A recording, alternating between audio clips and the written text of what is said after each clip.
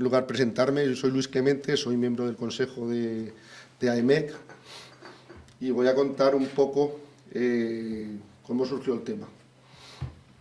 Como todos sabéis, en 2016, FCC, que tenedora alrededor del 80% de las acciones, lanza una OPA sobre el porcentaje que no controlaba de Cementos Portland.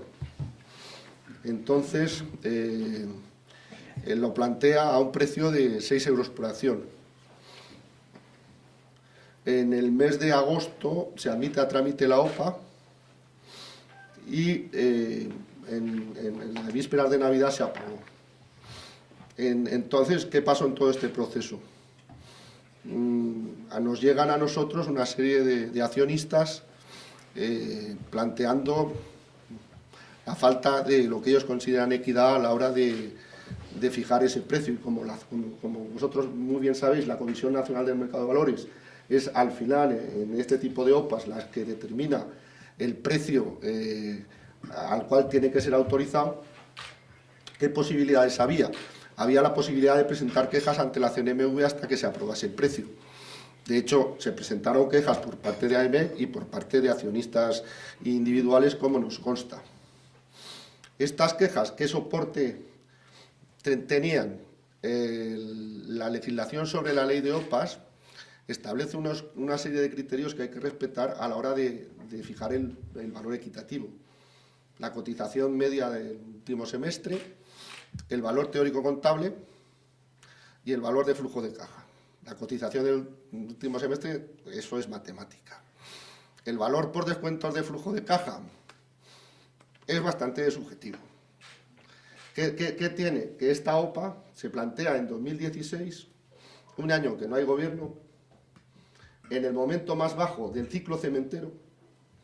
Entonces, esto invita, cuando haces un descuento de flujos de caja, a ser más bien pesimista. Pero, por ejemplo, pongámonos ahora, 2018, ya algo ha remontado el sector cementero. Cementos Portland tiene una posición de cuasi monopolio en la Comunidad de Madrid.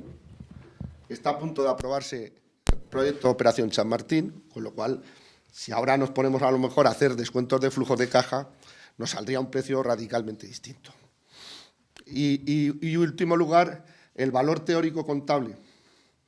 En el momento de admisión a trámite, en el mes de agosto, que es la información pública que cualquier accionista tiene a la hora de tomar decisiones, es de 10,29 euros. Este dato es importantísimo, porque luego, entre este periodo y el momento de aprobación definitivo de la OPA, en diciembre, cuando se publican los resultados del tercer trimestre del ejercicio, hacen un deterioro de activos bajando el valor por debajo de 6, lo cual me parece bastante chapucero. Y esto hay que advertirlo claramente. Porque el valor que se tiene que tener en cuenta y el que ha tenido en cuenta la Audiencia Nacional es este. Luego, pues la Comisión Nacional del Mercado de Valores exige la valoración de un experto independiente. Encarga a FCC al Banco Santander. Ya sabéis lo que ha salido en la sentencia, no tengo que remitirlo. Ahora mismo, ¿cuál es la situación? Hay una sentencia de la Audiencia Nacional que obliga a recalcular al valor contable, porque, claro, de los 3 criterios que establecen en la ley de OPAs, como salvaguarda del inversor, entendemos que siempre hay que respetar el más alto. Entonces, situación de ahora, FCC y la Comisión Nacional del Mercado de Valores han anunciado recurso y vamos, a partir de ahora pues ya entra dentro de ese escenario, y lo que sí, manifestar nuestra satisfacción por la sentencia de la Sala de lo Contencioso Administrativo de la Audiencia Nacional, por la valentía que ha tenido a la hora de defender a los inversores, y entendemos que esto va a suponer un antes y un después en el mundo de protección del inversor en este país. Muchas gracias.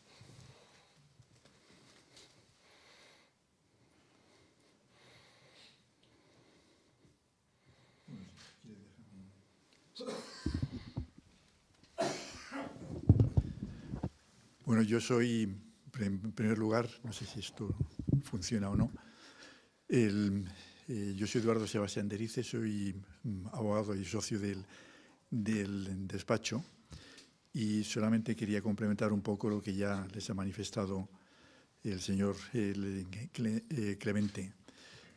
Cuando se interpuso esta demanda, solamente existía en España un precedente en el que la Comisión Nacional del Mercado de Valores había revisado, en que la justicia había revisado el precio equitativo aprobado por la Comisión Nacional del Mercado de Valores, que fue la OPA que lanzó Mapfre sobre Funespaña. El Tribunal Supremo, bueno, hubo primero la Audiencia Nacional, se interpuso un recurso ante la Audiencia Nacional que fue desfavorable a los demandantes, pero el Tribunal Supremo, en el recurso de casación, decidió que la Comisión Nacional del Mercado de Valores había hecho una interpretación demasiado literal de la normativa sobre OPAs y que no tuvo en cuenta algunas operaciones de venta de acciones de Funespaña que se habían hecho después de de haberse anunciado la OPA a un precio ligeramente superior al que había aprobado la Comisión Nacional. Ese precedente creo que era muy importante. No tuvo la importancia que tiene el actual porque el aumento que aprobó el Tribunal Supremo era de 7 euros de la OPA a 7,37, con lo cual el costo para Mapfre no fue excesivamente grande. En este caso, la diferencia de 6 euros hasta 10,29. Por lo tanto, eso puede suponer la obligación de realizar un desembolso bastante considerable a FCC, y de ahí que ya tanto la Comisión Nacional del Mercado de Valores, quizá para salvar su honorabilidad, por decirlo así, como FCC, por razones evidentes, han anunciado que van a recurrir en casación. Eso es importante tenerlo en cuenta porque ni mucho menos se puede considerar que el tema haya quedado solucionado por la Audiencia Nacional. Queda el paso del Tribunal Supremo. Nosotros tenemos confianza en que el Tribunal Supremo va a confirmar la resolución de la Audiencia Nacional, pero en temas jurídicos, judiciales, nunca puede uno dar una seguridad plena de que va a ser así. Si queréis, Santiago, añadir algo. No tengo nada que añadir a lo que ha dicho mi compañero Eduardo. Por cierto, en términos jurídicos. Santiago es el firmante de la demanda. Pero con la aportación de los accionistas, de los mercantilistas, etcétera. No tengo nada que añadir. Es verdad que en términos jurídicos estamos pendientes ahora del resultado de la casación. La casación es difícil desde hace unos años, que se ha configurado de otra manera como venía siendo. Es necesario acreditar el interés casacional y, bueno, eso es una cuestión difícil, aunque, bueno, en este caso, al ser la decisión cuestionada, una decisión de una autoridad independiente, una autoridad reguladora, pues en principio la puerta estaría franqueada. Otra cosa es luego los argumentos de fondo que los recurrentes utilicen. Vamos a ver qué pasa. Nosotros confiamos en que si al final la casación franquea la puerta y el recurso se tramita, pues que al final se confirme la sentencia de la Audiencia Nacional, pero bueno, en principio tenemos que esperar a ver en qué termina ya toda la fase judicial. Por mi parte, yo no tengo nada más que añadir. Si alguien quiere... ¿Cuántos accionistas están implicados en esto? ¿Cuánto? ¿O se verían afectados? ¿De accionistas? Bueno, el número... ¿O de los que están en la querella? No, vamos a ver. Si al final el Tribunal Supremo confirma la sentencia, como es la revisión de un precio de una OPA que se aprobó hace una serie de años, todos los accionistas que fueron a la OPA tienen derecho a que se les pague, tendrían derecho a que se les pagase la diferencia entre lo que pagaron. Luego, en cuanto a los accionistas que no acudieron a la OPA, en el precedente de Mapfre que antes he comentado, al ejecutar, cuando la Comisión Nacional del Mercado, de Valores recalculó el precio al precio que había señalado el Tribunal Supremo, Mapfre, en ejecución de ese recálculo, publicó un hecho relevante dirigido a todos los accionistas de Funespaña, dando un plazo para que pudiesen reclamar los que habían acudido a la OPA la diferencia y los que no habían acudido a la OPA para reclamar el precio total que no habían recibido porque consideraron que el precio ofrecido no era el precio equitativo. En este caso no cabe duda de que los accionistas que acudieron a la OPA van a tener derecho, si el Tribunal Supremo confirma la sentencia, a que se les pague la diferencia, y pensamos que incluso los que no acudieron, pensando que el precio no era equitativo, podrían tener ahora una ocasión de reclamar el precio total de 10,29 euros por acción. Indudablemente, el accionista que recurrió tiene derecho indudablemente, pero también tendrían todos los que no acudieron, probablemente. Sí.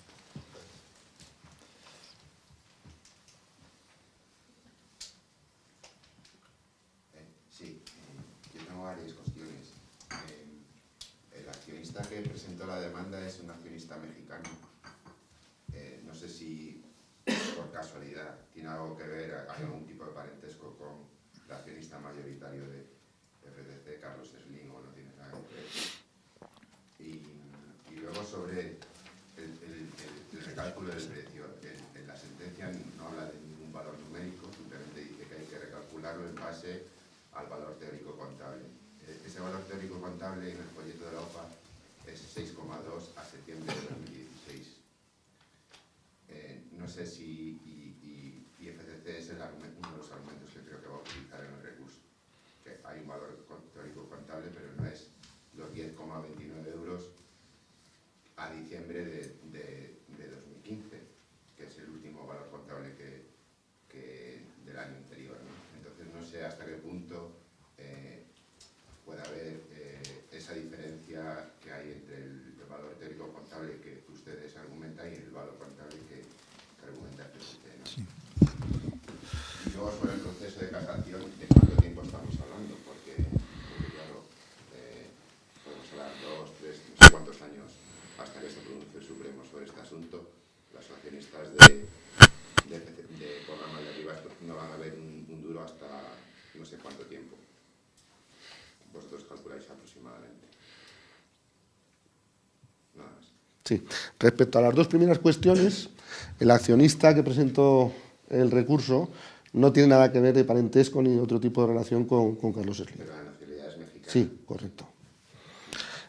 Segundo punto, el tema del valor contable.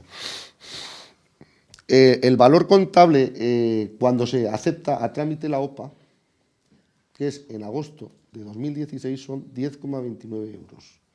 ¿Qué pasa en este ínterin hasta que se aprueba la OPA? Cuando los estados financieros a 30 de septiembre, cualquier empresa cotizada está obligada trimestralmente a presentar información periódica. Entonces, cuando se publica la información a 30 de septiembre, FCC hace Cementos Portland hace en su balance un deterioro de activos para bajar el valor contable. ¿En base a qué conceptos incluye para deteriorar tanto el valor? Porque lo deteriora casi un 50%. Claro, efectivamente. Y precisamente, casualmente, en un proceso de OPA. Nada más ni nada menos. A mí me parece un hecho suficientemente grave. No sé si habrá actuaciones respecto a esto, pero lo dejo ahí. ¿Pero qué activos perdieron tanto valor para que la compañía deteriorase tanto? Pues los activos cementeros que tenían, que entendieron que de repente, cuando la crisis en el sector cementero llevaba desde 2008. O sea, ¿cómo me deterioras algo en 2016, justo en el pleno proceso de una OPA, cuando tienes una crisis que ha empezado hace 8 años? ¿Quién entiende esto? ¿Qué es? ¿Para pagar menos a los accionistas? Esto es grave, ¿eh? Esto es grave. La pregunta que yo hago es, si no hubiese recurso de casación y hubiese que recalcular el precio, la Audiencia Nacional obligaría a recalcularlo en base al folleto de la OPA o al precio. Yo entiendo que debería obligar a recalcularlo, como muy bien dice la Audiencia Nacional, en base al precio de la OPA cuando es admitida a trámite, que es la información que cualquier inversor tenemos para poder realizar una inversión en Cementos Portland o en cualquier otra cotizada. Perdona, Luis, es que ese dato es muy importante. ¿Quiere Eduardo también contestarte? Sí. No, yo, para complementar lo que acaba de decir el señor Clemente, Y lo que dice el decreto de OPAS es que el valor contable se tiene que calcular con relación al último balance aprobado antes del anuncio de la OPA. Ese balance es el del 31 de diciembre de 2015, por lo tanto es el valor contable de 10,29 euros. Sin duda alguna, los recurrentes van a intentar aplicar esta norma, pero si el Tribunal Supremo aplica estrictamente lo que establece la ley, tendrá que determinar que es 10,29 euros precisamente. Y cualquier evolución posterior que haya tenido no tiene por qué influir el valor inicial al que se ofreció el valor teórico contable existente en aquel momento, porque sería ir contra la ley. Bueno, esa es, desde luego, mi opinión. Luego, en cuanto al recurso de casación, no es un recurso demasiado rápido. Sin embargo, comparado con los recursos de casación que se dan en otras secciones del Tribunal Supremo, como es la civil o la penal, en las secciones de lo contencioso administrativo es, gracias a Dios, un poco más rápida. Pues, un poco más rápida quiere decir lo siguiente. Primero, el recurso tiene que ser admitido. Tiene que pasar primero una decisión previa de si se admite o no. Si no se admite, la sentencia de la Audiencia Nacional es firme, y por lo cual ya se tiene que ejecutar al precio de 10,29. Si se admite, entonces pasa ya a estudiarse para la solución definitiva. El proceso de admisión, según las informaciones que nosotros tenemos, puede demorarse hasta, quizás como mucho, hasta después del verano. Posiblemente antes, pero no hay una seguridad plena. Por cierto, que para presentar el recurso los recurrentes tienen 30 días hábiles, y como el mes de mayo, hemos tenido la Semana Santa y luego el mes de mayo, que hay 3 fiestas en Madrid, hasta finales del mes de mayo van a tener tiempo de presentarlo. Una vez que se ha admitido, el Tribunal Supremo viene a tardar alrededor de 2 años en resolver ese tipo de recursos casacionales en materia contencioso administrativa. Y seguramente antes, me dice Santiago, que es el que más experiencia tiene en esto. Es decir, que quizás en 2 años y medio ya esté solucionado totalmente. Hay que señalar también que los accionistas tendrían derecho a que se les paguen los intereses que se han devengado desde el momento en que se dio por cerrada la OPA, yo creo que sería hasta el momento que reciban el pago efectivo. Intereses comerciales. Intereses procesales, como se dice, que son, no sé cuántos son ahora. La verdad es que ahora no lo sé, intereses del dinero más algún punto. 3,5% por ahí, aproximadamente 3, no sé. Perdón, ¿quién es el accionista mexicano? Eso, Luis, tú El accionista prefiere mantener no quiere hacerlo público, vamos, prefiere mantener el anonimato.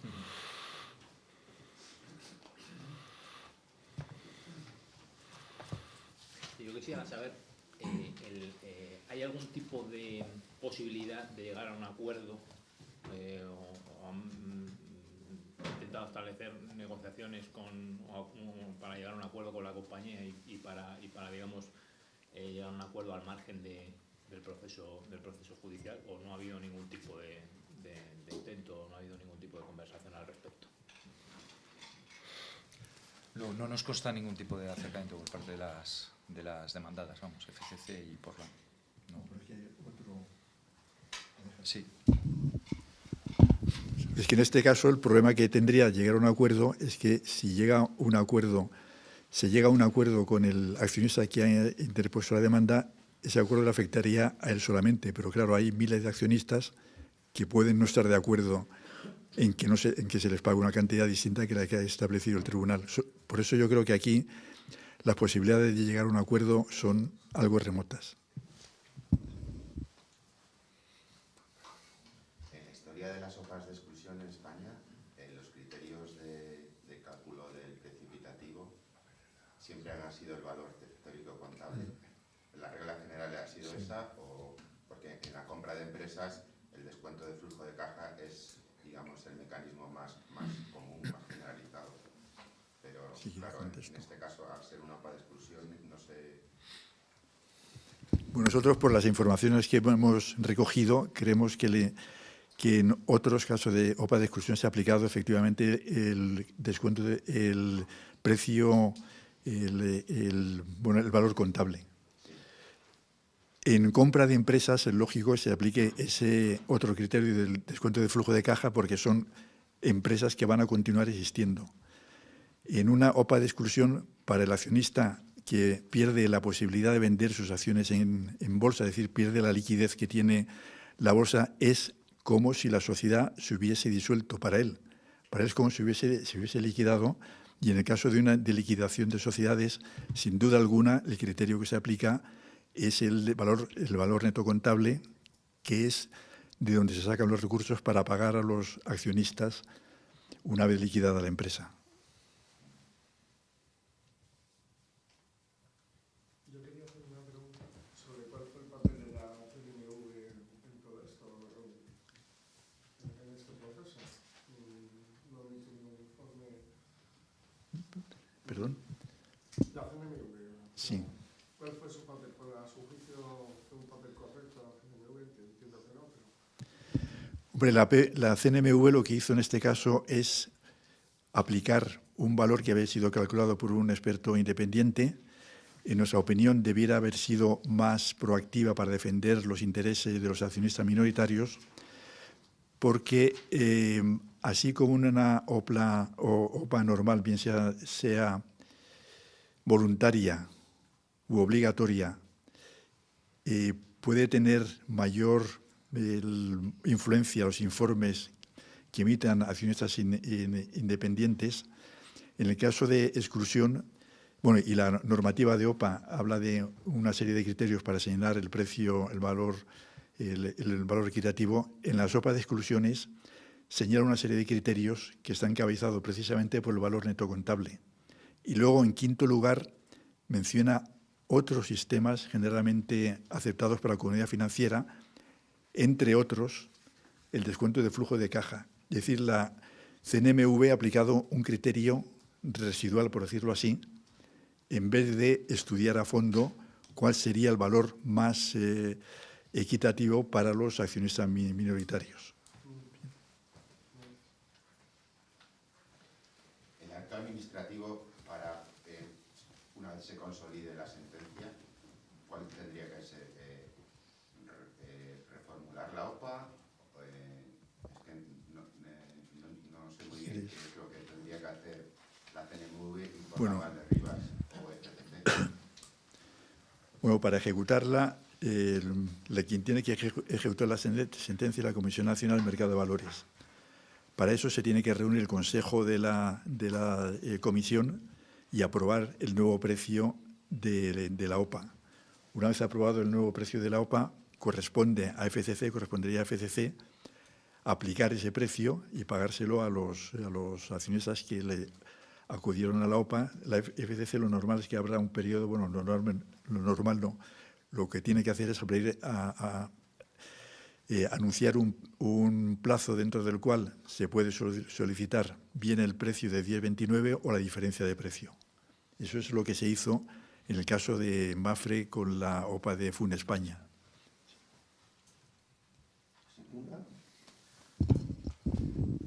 Una aclaración también, un poco al hilo de lo último, sobre el precio de la OPA y tal. Yo los últimos 4 o 5 años antes de la OPA asistía a la Junta General de Accionistas de FCC. El mensaje del presidente en la Junta General era siempre el mismo. Tengan ustedes paciencia, que estamos atravesando un momento de ciclo bajo, pero llegará el ciclo bueno y todos nos aprovecharemos. Ya lo hemos visto el resultado. Esperemos que a partir de ahora tengan un poco más de sensibilidad, simplemente.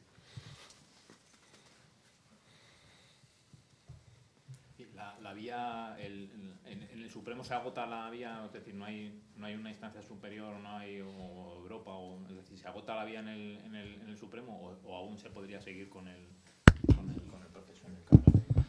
Sí, en principio la vía ordinaria, la vía que discute la validez de la sentencia de la Audiencia Nacional, su conformidad a derecho, se agota ahí. Podrían estudiarse otras vías algo extraordinarias, como recurso de constitucionalidad, etcétera, pero bueno, son improbables. ¿Fuera de España no? O sea, ¿en Europa o...? No, Europa no tiene nada que ver, su jurisdicción no, en principio no. Y bueno, hay una vía muy altamente improbable que es derechos humanos, pero no veo aquí como...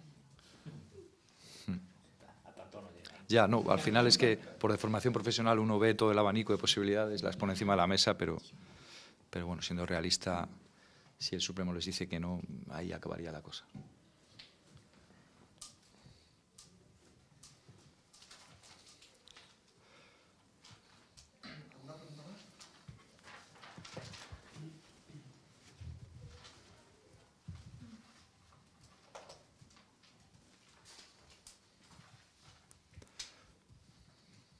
¿Qué tanto por ciento está representado en esta demanda? ¿En los accionistas? Pues eso quizás... Más o menos, o sea, no tampoco. Son 395.000 Somos acciones. 395.000 acciones. Creo que es algo más del 0,5%.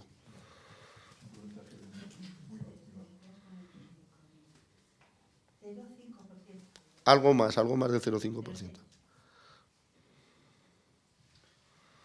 ¿Quiénes son vuestros rivales en este proceso? Digo, en el ámbito Contencioso. Sí.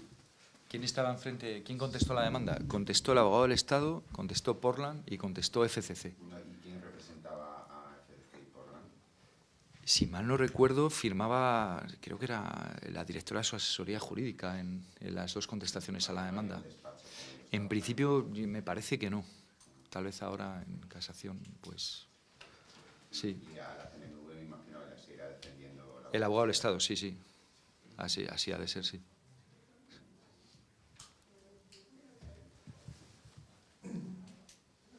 Que ha quedado en mal lugar también la abogacía del Estado en esta sentencia. ¿Por qué lo dices? Porque presentó un recurso para, digamos, anular el proceso, ¿no? Y no fue admitido a trámite. O presentó algún tipo de escrito para que no hubiese demanda y el juez no lo admitió, no lo consideró. No recuerdo nada. Ha sido... Es que, bueno, al leer la sentencia y ver algunos de los antecedentes... El cauce del procedimiento fue muy normal. Creo recordar que nosotros pedimos una medida cautelar, es que han pasado ya con tanto asunto, sí. Se nos rechazó la medida cautelar, es decir, dijimos que no se siguiera adelante con la OPA hasta que se resolviera el procedimiento y dijo la sala que no, que si al final estimaba ya habría remedio. Y luego el resto fue que nosotros solicitamos acceso... La ratificación del perito. Sí, no nos admitió que fuera el perito, nuestro perito, que luego ha sido fundamental a ratificarse su informe y a contestar a preguntas. Dijimos, bueno, protestamos, pero no, eso no salió adelante, pero mira, luego al final sí el informe ha sido asumido, etcétera. Y luego el resto del cauce fue normal. Contestaron a la demanda, pedimos prueba, expediente administrativo y conclusiones y a sentencia. La sentencia es verdad que tardó mucho en producirse, es decir, el procedimiento terminó hace tiempo, pero la sala no se reunía para tomar una decisión. Cuando una vez, creo recordar, decidió reunirse, lo aplazó. Ese ha sido un poco lo que ha dilatado el final. Pero vamos, el que te estimen o te desestimen está en el riesgo de las defensas. No ha quedado en mal lugar ni en buen lugar. No ha comprado sus argumentos y ha comprado los nuestros, pues estupendo. Una última pregunta que quería hacer yo es, las demandas corporales como los gastos principales de FCC han hecho algún tipo de declaración sobre este asunto. No nos consta. No nos consta.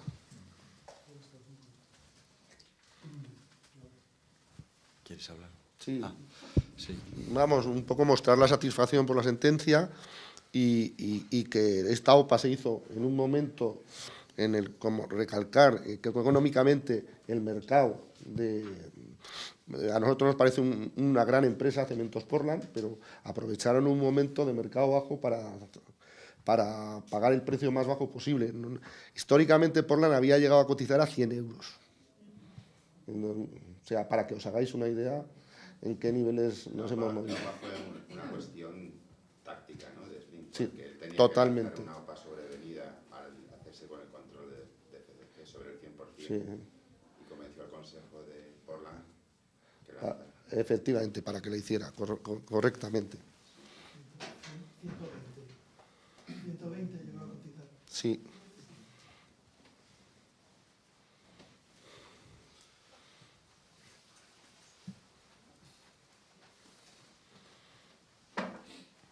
Es casi como la caída de Cerza, vamos, nos recuerda el caso de Cerza. Llegó a valer 100 euros y al final valía 5. Sí, pero vamos, son empresas distintas, ¿eh? Actividades del sector. Una tecnológica que se infló, pero esto, vamos, es un caso sorprendente, vamos. Para una empresa más tradicional. Si Slim paga 6, yo pienso que los paga porque piensa que vale bastante más. Eso es una opinión personal, vamos. Para no hacer negocio no lo hace, vamos.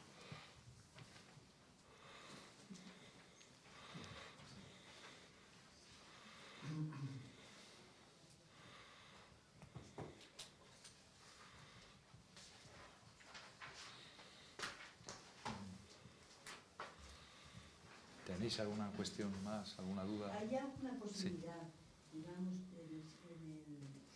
si el Tribunal Supremo aprueba el precio de 10,29 o 10, me da exactamente, o sea, 10, por ejemplo, que FCC diga no hay OPA y volver atrás o no? No, ninguna. No, yo creo que ninguna.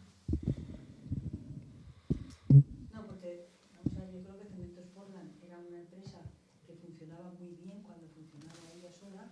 De hecho, llegó a tener unas cotizaciones pues, de 100 y 120 euros por acción. Tenía unos resultados muy buenos y en el momento que admiten la fusión con Valderrivas, ahí se empieza a deteriorar de una forma increíble. Porque claro, Cementos Portland se queda en minoría contra lo otro y yo creo que es el escalador de Cementos Portland es ese. Bueno, es que la empresa, probablemente si ella hubiera seguido funcionando sola, pues estaríamos en lo mismo, digamos, pasar las crisis que se han pasado, etcétera, etcétera, la acción hubiera bajado, pero luego hubiera vuelto a subir. Te quedas ahí, o sea, no hay otro. El tema es que la OPA fue en 2016, en el momento más bajo del ciclo cementero.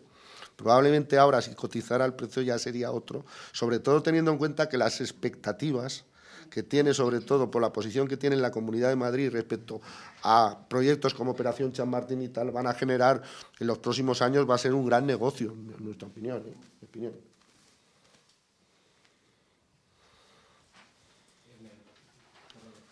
llegado tarde, pero no sé si se ha hecho la pregunta. Hablan de que representan al 0,5% del capital.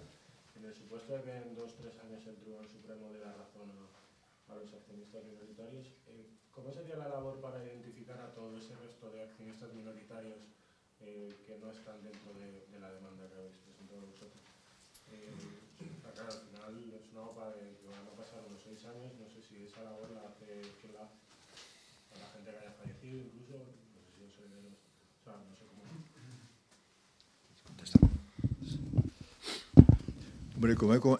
Hombre, he comentado antes que para ejecutar la sentencia que dicte el Tribunal Supremo, primero la Comisión Nacional de Mercado de Valores tiene que convocar un consejo para aprobar el nuevo precio y luego FCC tiene que anunciar a través de un hecho relevante que o conceder un plazo a todos los accionistas que hubiesen acudido a la OPA para que se le pague la diferencia y a los demás que eran accionistas para poder cobrar el 10,29 euros. Naturalmente, cada uno de ellos deberá acreditar, aparte de que los datos de quienes acudieron figuran seguramente en los archivos de la propia Comisión Nacional y en los propios de FCC, es decir, están identificados todos. Naturalmente, los que acudan deben acreditar que tienen el derecho a cobrarlo, nada más. Bueno, supongo que lo habéis hablado ya, pero el riesgo de que no se admita la casación suprema existe y es elevado.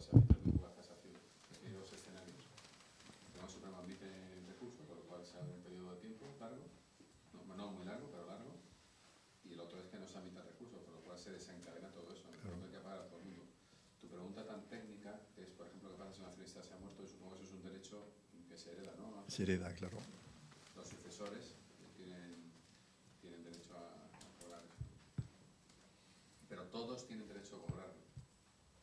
Lo que hace falta es dirigirse a ello y la compañía tiene también la obligación de ser activa y buscarlos y pagarles, como cuando se hizo la OPA de fusión, ¿no? Es muy parecido. En el fondo es liquidar de otra manera, pero igual que se liquidó en un proceso, coger la lista de la gente a la que yo le pagué cuando le compré y decir, mira, perdona, me equivoqué en el precio, aquí tienes el precio correcto.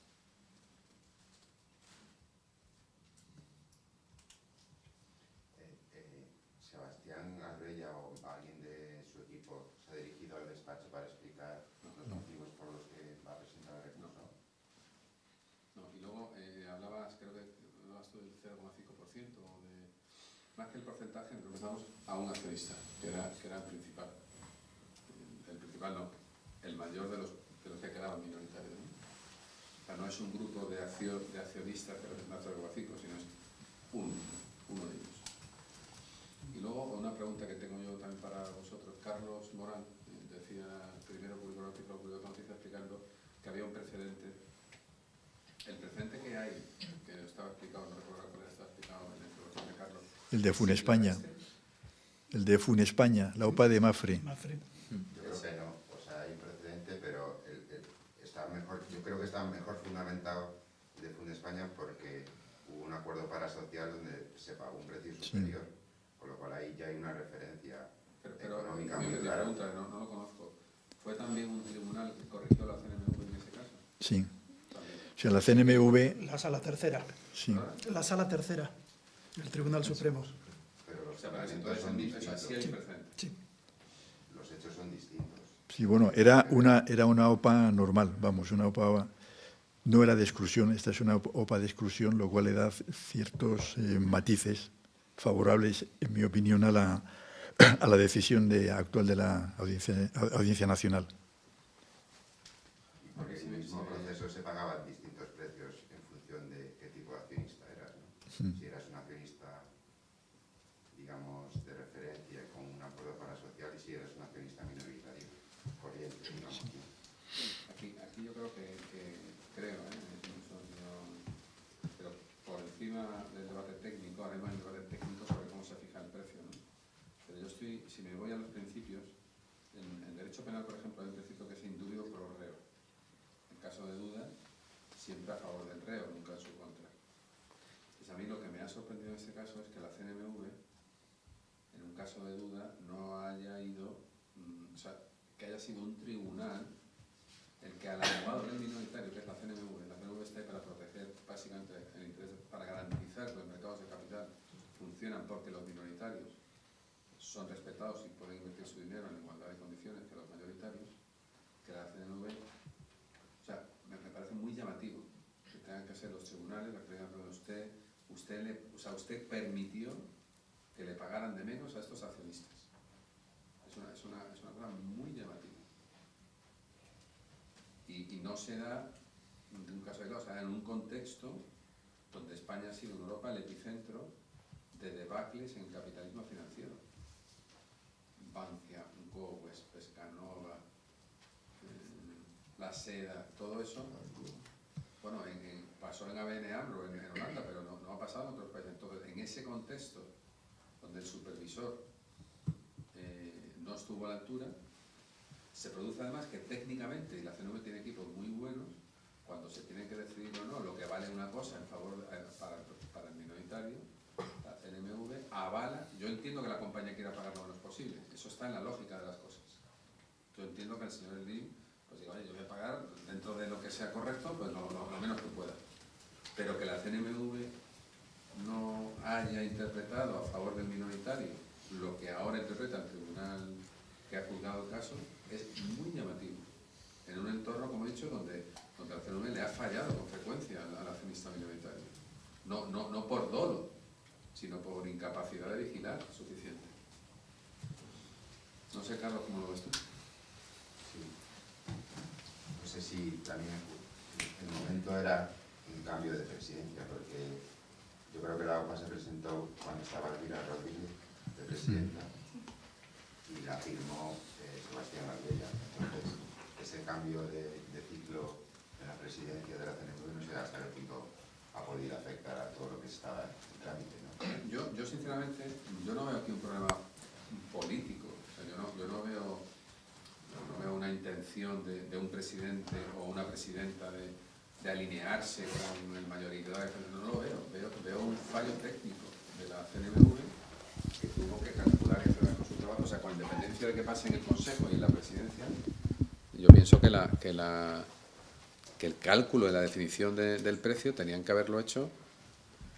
Repito, es posible, estamos todavía esperando a ver si se acepta o no, es posible que el Tribunal Supremo, aquí no hay una justicia todavía cerrada, pero en este momento la verdad jurídica es que la CNMV autorizó un pago que era casi la mitad de lo que en justicia le corresponde al minoritario. Es una cosa muy sorprendente y eso no lo decide el presidente de la CNMV, eso es un trabajo que está por debajo. Yo creo que es un fallo de la institución más que de las personas y es un varapalo muy severo, repito. Para Portland es un tema de dinero, le va a costar dinero si esto finalmente se confirma, pero para la CNMV es un tema de credibilidad, realmente de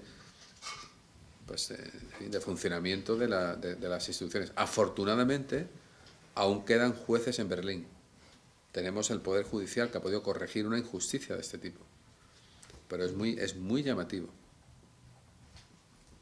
Y eso creo que es un elemento para la reflexión, ¿no? de que en España tenemos unos mercados financieros relativamente jóvenes que tienen que madurar y sobre todo madurar en el respeto a las reglas de juego de los minoritarios, y la CNMV tiene que ser más consciente de que su papel está básicamente orientada a eso. La CNMV no es un fin en sí mismo, es un instrumento de protección de los accionistas para garantizar que la gente pueda invertir con libertad, sin abuso de poder, en los mercados de capital en este país. Piensan que es una cuestión exclusivamente del modo de hacer de la CNMV, o quizá habría que introducir alguna modificación o fortalecer, digamos, el interés de los minoritarios en la ley, en este caso en el decreto de OPAS o en Yo creo que las leyes se pueden mejorar seguro, pero no tenemos un problema de marco regulatorio. No estamos hablando de que haya fallado la ley, lo que ha fallado es la aplicación de la ley. Ángel, tú de esto sabes más, eres una autoridad, eres un maestro, ¿cómo lo ves?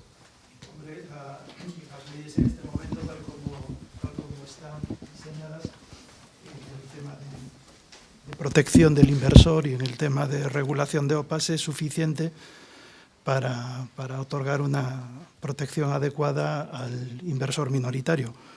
La propia exposición de motivos de la Ley de Mercado de Valores te lo dice, que su finalidad es la protección del inversor, por tanto, del inversor minoritario, no solo del inversor mayoritario. Y el decreto de OPAS pues establece el listado de parámetros que han de ser utilizados cuando se trata de una OPA de exclusión. Esto es la peculiaridad de este caso, ¿no? El ser una OPA de exclusión.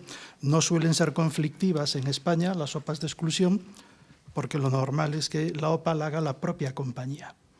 Pero aquí tenemos una peculiaridad, y es que no es la propia compañía la que se está autoexcluyendo, y por tanto estará siempre dispuesta a pagar el mejor precio a sus accionistas, porque no hay ningún conflicto entre vendedor y comprador.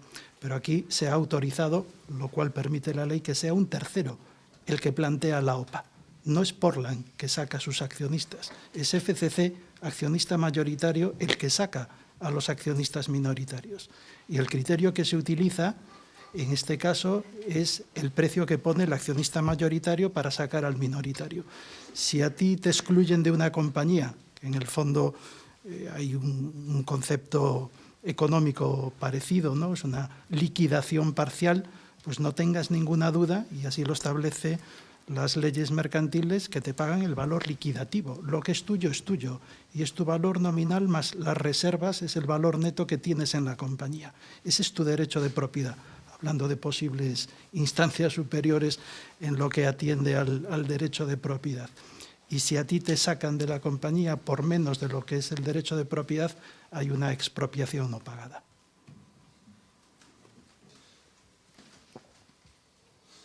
Hay un factor que se ha comentado, pero yo creo que no lo suficiente, que es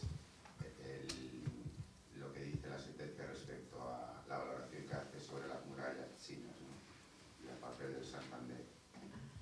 sé hasta qué punto es valorativo por parte de la Audiencia Nacional, o también genera un precedente de cara a futuras OPAs de exclusión y la contratación de firmas dedicadas a hacer fairness opinion y valor en el futuro. Es decir, esto es un precedente que puede servir para otros accionistas a la hora de la elección de esos tipos de agentes, ¿o no? Sí y no.